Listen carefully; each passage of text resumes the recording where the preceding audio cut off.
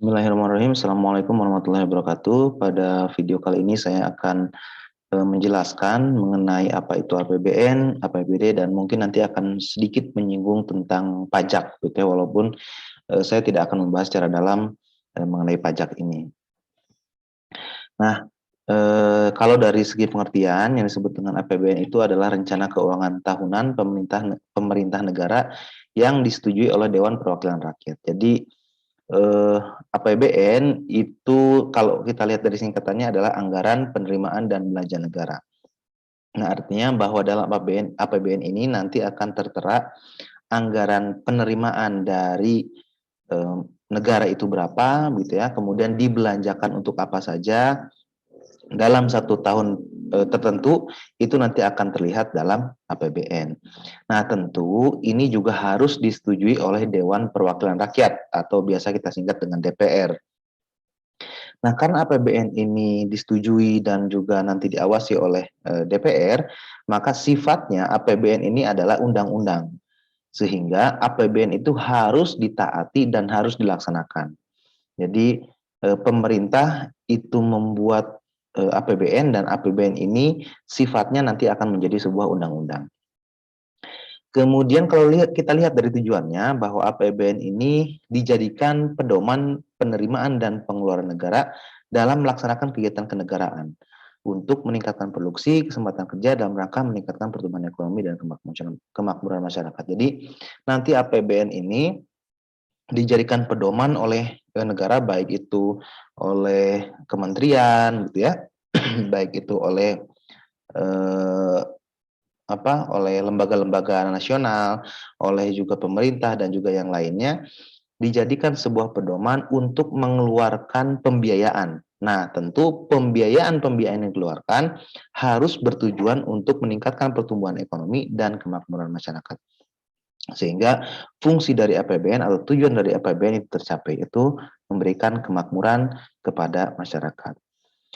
Kemudian kalau kita lihat dari secara hukum, penyusunan APBN ini dasarkan pada Undang-Undang 1945 yang diamandemen pasal 23, kemudian Undang-Undang Nomor 17 Tahun 2003 tentang Keuangan Negara pasal 8, Undang-Undang Nomor 27 Tahun 2009 tentang MPR, DPR, DPRD, dan DPD yang mengamanatkan bahwa anggaran pendapatan dan belanja atau disingkat dengan APBN adalah rencana keuangan tahunan pemerintah negara yang ditetapkan dengan undang-undang. Sehingga tadi saya sebutkan bahwa APBN ini mempunyai sifat sebagai undang-undang, gitu ya.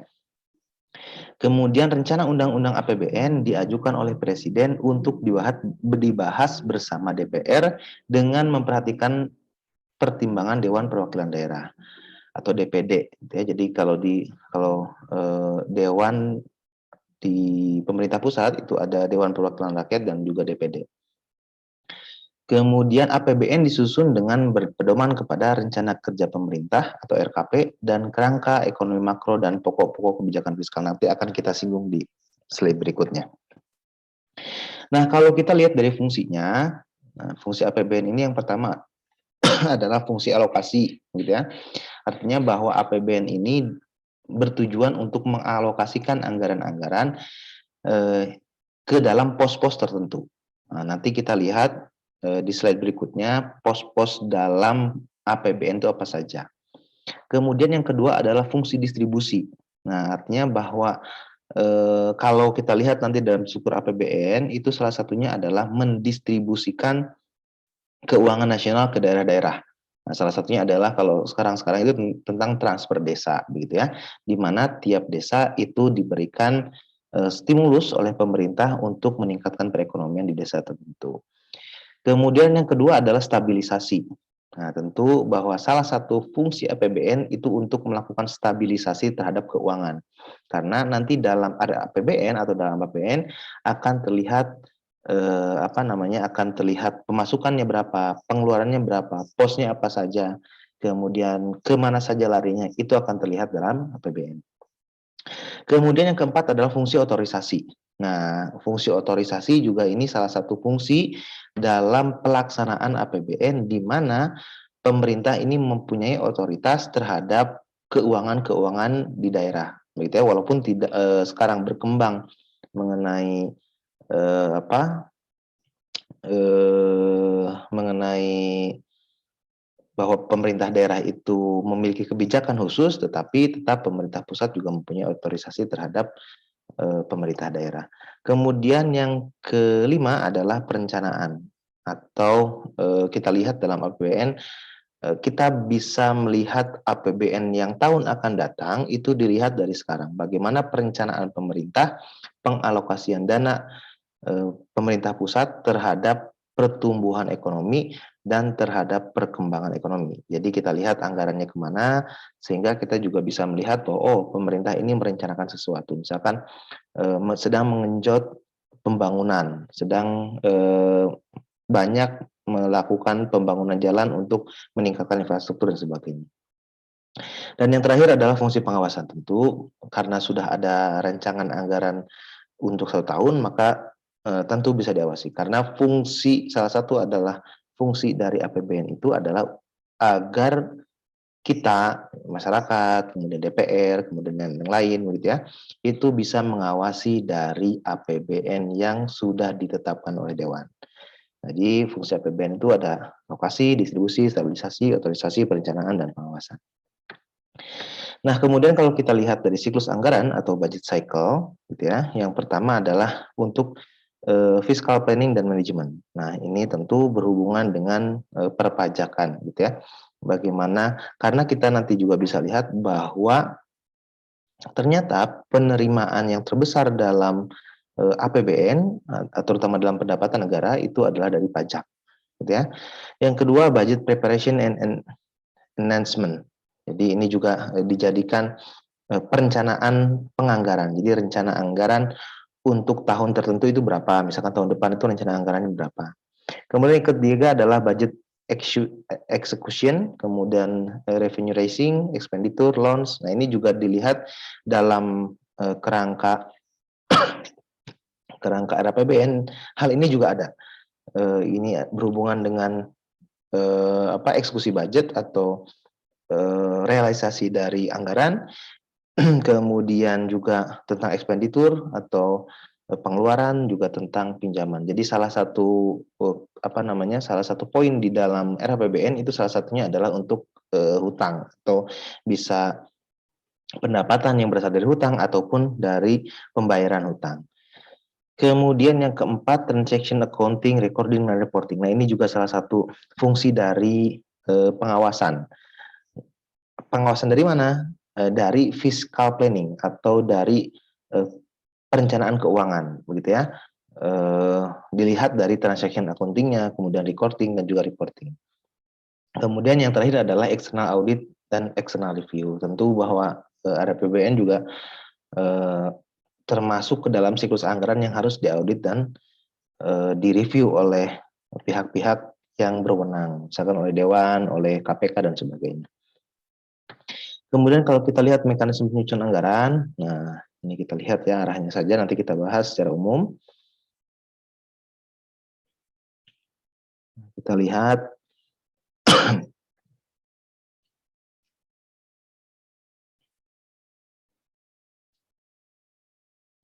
nah jadi kalau kita lihat di sini gitu ya, ternyata penyusunan APBN itu tidak hanya dimulai pada akhir menjelang berakhirnya periode, tetapi di awal dari mulai Januari hingga ke Desember itu sudah menyusun anggaran.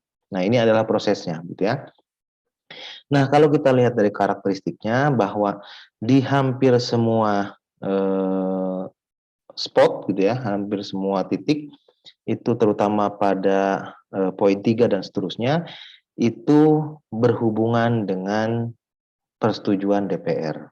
Nah, artinya bahwa tadi juga disampaikan di awal bahwa APBN itu harus disetujui oleh DPR. Ya. Nah, kapan DPR itu harus menyetujui?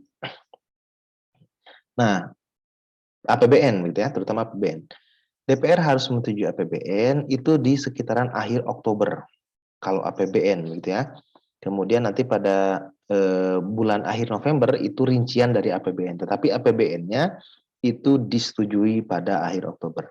Kalau sampai kalau dalam undang-undangnya itu 2 bulan sebelum dimulai periode yang baru. Artinya kalau kita 2 bulan sebelum dimulai periode yang baru, berarti sekitaran akhir Oktober, gitu ya. Kalau misalkan sampai akhir Oktober dan masuk ke November dan Desember, APBN-nya belum disetujui oleh Dewan, maka pemerintah boleh mengeluarkan setinggi-tingginya APBN di tahun kemarin. Jadi kalau misalkan ternyata sampai akhir bulan Oktober atau November APBN ini belum disahkan atau belum disetujui oleh DPR, maka pemerintah boleh mengeluarkan anggaran setinggi dari yang APBN tahun lalu, gitu ya. Kemudian kalau kita lihat dari sumber penerimaannya ada dari pajak, gitu ya. Kemudian ada dari bukan pajak dan juga dari hibah. Dari pajak ini kan banyak gitu ya, kita ya sering bayar pajak PPN, PPH, gitu ya. Kemudian juga PBB dan sebagainya. Kalau PBB itu untuk APBD, tapi kalau untuk APBN itu dari PPN, dari PPH gitu. PPH juga banyak kan 21, 22 dan sebagainya. Kemudian dari penerimaan bukan pajak. Nah, dari sumber daya alam, sewa begitu. Kemudian dari laba usaha milik negara, BUMN, kan kita juga banyak BUMN Mandiri gitu ya, Bank Mandiri, Bank BRI, kemudian juga ya banyak lah begitu ya sumber-sumber BUMN di kita, termasuk Garuda begitu dan sebagainya. Kemudian dari hibah. Nah, hibah juga ini bisa berasal dari dalam negeri, misalkan yang memberikan hibah untuk masuk ke dalam APBN atau penerimaan negara, dan juga hibah-hibah dari luar negeri. Nah, kemudian kalau kita lihat pengeluarannya, ini kita lihat banyak gitu ya jenis-jenis pengeluaran APBN itu ada belanja pegawai, gitu ya. Belanja pegawai itu termasuk bayar PNS, itu juga termasuk belanja pegawai, gitu ya. Kemudian bayar apa namanya sewa begitu atau jasa, bayar jasa dan sebagainya. Kemudian untuk pertahanan, belanja pertahanan ya di Kementerian Pertahanan gitu untuk pertahanan negara. Kemudian untuk belanja modal ini nantinya belanja yang akan menghasilkan sesuatu, misalkan untuk membangun usaha gitu, membangun BUMN yang baru dan sebagainya, itu juga termasuk belanja modal. Kemudian pembiayaan bunga utang, kemudian subsidi gitu ya, untuk subsidi-subsidi, belanja hibah, bantuan sosial, belanja lain-lain, dan juga tambahan belanja pemerintahan pusat. Kemudian berdasarkan fungsinya, nah ini juga banyak. Ya.